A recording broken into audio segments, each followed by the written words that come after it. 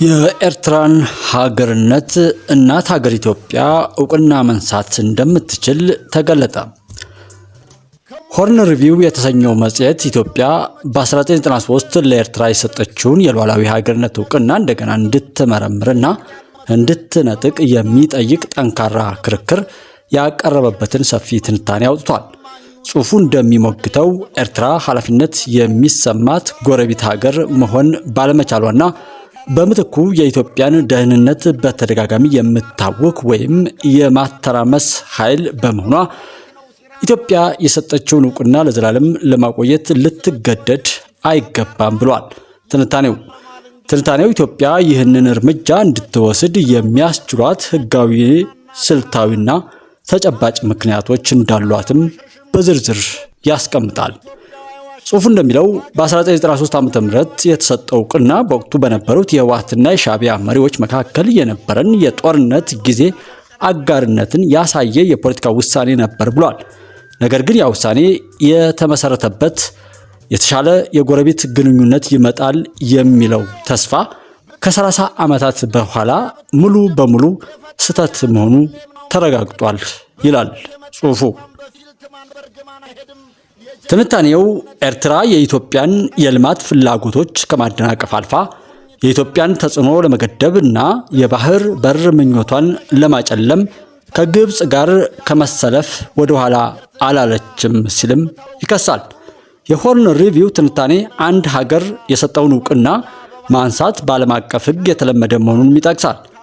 የሀገር እውቅና መስጠት ሉዓላዊና እንደ አስፈላጊነቱ የሚወሰን እርምጃ ነው፣ ቋሚ ወይም የማይሻር አይደለም ይላል። ዓለም ከታይዋን ይልቅ የቻይና ህዝባዊ ሪፐብሊክን እውቅና መስጠቱ፣ የምስራቅ ጀርመን እውቅና መሰረዙና ሌሎች የወደቁ መንግስታት እውቅናቸው መነሳቱን እንደ ምሳሌም ይጠቅሳል።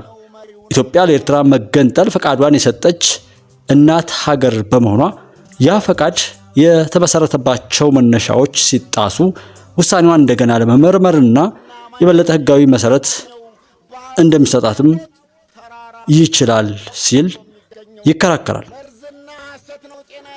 አንደኛ፣ ትንታኔው ኤርትራ እንደ ሀገር ለመባል የሚያስፈልጓትን መሰረታዊ መስፈርቶች ማሟላት ተስኗታል ሲል ይሞግታል። ሁለተኛም፣ በማያባራው የግዳጅ ውትድርናና ጭቆና ምክንያት በሚሊዮኖች የሚቆጠሩ ዜጎቿ በተለይም ወጣቶች ሀገሪቱን ጥለው እየተሰደዱ ነው ብሏል። ሶስተኛ፣ ሀገሪቱ በህገ መንግስት የማትመራ ከ1993 ጀምሮ አንድም ጊዜ ምርጫ ያላካሄደችና ተጠያቂነት የሌለው ወታደራዊ አገዛዝ የሰፈነባት መሆኑን ይጠቅሳል። ኢኮኖሚዋ በስደተኞች በሚላክ ገንዘብ በማዕድንና በግዳጅ ስራ ላይ የተመሰረተ በመሆኑ እድገት የሌለውና የተዳከመ ነው ይላል። በተጨማሪም የሰብአዊ መብት ድርጅቶች ሪፖርቶችን በመጥቀስ ሀገሪቱ በዜጎቿ ላይ የምታደርሰው ከፍተኛ የሰብአዊ መብት ጥሰትና በፍራጃይል ስቴት ኢንዴክስ ላይ ካሉ ከፍተኛ ስጋት ካለባቸው ሀገራት ተርታም መሰለፏ እንደ ሀገር መውደቋን ያረጋግጣል ሲል ይደመድማል። ጽሑፉ ኤርትራ በኢትዮጵያ የውስጥ ጉዳይ ጣልቃ በመግባት አማጺ ቡድኖችን እንደምትደግፍ ከባድ ክስ ያቀርባል። በቅርቡም የአማራ ፋኖን፣ የኦሮሞ ነጻነት ሰራዊትና ከፕሪቶሪያ ስምምነት በኋላ የተከፈለውን የህወሓት ክፍል እንደምትረዳም ጠቁሟል። ከግብፅ ጋር ያላት የጠበቀ ግንኙነትም የኢትዮጵያን እድገት ለመግታት የታለመ ስልታዊ አካሄድ ነው ሲልም ይተነትናል። እንደ ሆርን ሪቪው ትንታኔ እውቅናን ማንሳት ምሳሌ ብቻ ሳይሆን ተግባራዊ ፋይዳም አለው ብሏል። ለዚህም አንደኛ፣ የዲፕሎማሲ ጫና መፍጠሪያ ይሆናል። ኢትዮጵያ የባህር በርን በሚመለከቱ ድርድሮች ላይ ኤርትራን ጫና ውስጥ እንድትገባ ያስችላል ብሏል።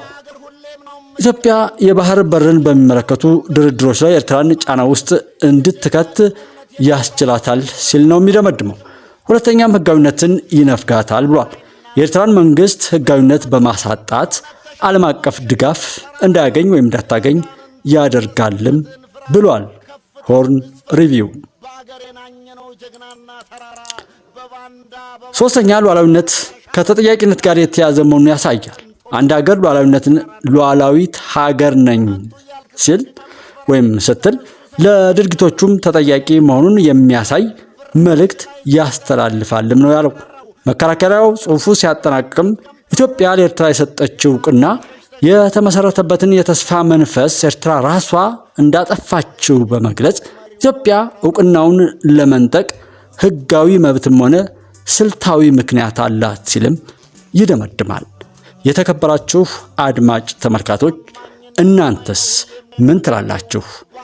በጸባይ በአብረን እንደግ መንፈስ ነገሮችን በጋራ እንቋቋም የሚለውን የኢትዮጵያን ጥሪ ወደ ጎን በመተው ከኢትዮጵያ ታሪካዊ ጠላቶች ጋር በመተባበር ኢትዮጵያን እረፍት ለመንሳትና እንደ ሀገርም እንዳትቀጥል ለማድረግ የሚተባበረው የሻዕቢያ ወይም የኢሳያስ መንግስት እያደረገው ካለው አንጻር የቆጡን አወርድ ብላ የብብቷን ጣለች የሚለውን ተረት ተፈጻሚ ያደርግ ይሆን?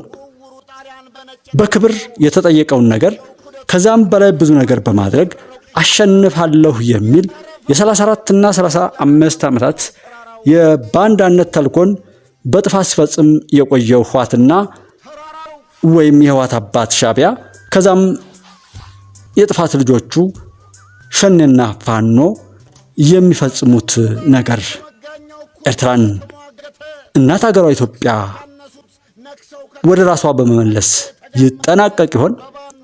አሰብን ስትጠይቅ የተሳቀባት ኢትዮጵያ እናትነቷን በምን ታጠናቅቅ ይሆን? ለማንኛውም የኢትዮጵያ ድል አይቆምም። ሁሉም ሰው ራሱን በበጎ ያሰልፍ እንላለን። መልካም ጊዜ